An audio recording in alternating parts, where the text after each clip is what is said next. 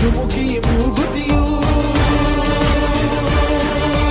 ಇದ್ದರೆ ಬದುಕುನಿ ನನ್ನೈ ಮಣ್ಣಲಿ ಮಡಿದರೂ ಹೆಮ್ಮೆಯೇ ಕನ್ನಡ ಮಣ್ಣಲಿ ಧರ್ಮದ ತೌರಲಿ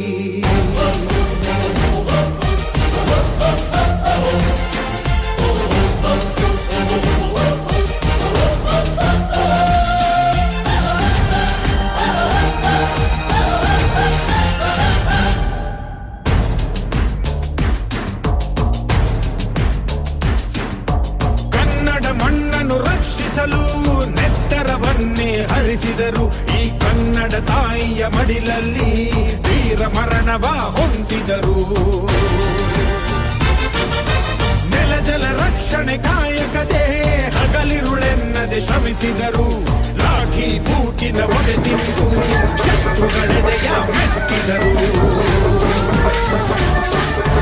ಉಪವಾಸ ಸೆರೆವಾಸ ಎದೆಗುಂದದೆ ಮುನ್ನುಗ್ಗಿದರು. ಅವಮಾನ ಅತಿ ಬಹುಮಾನ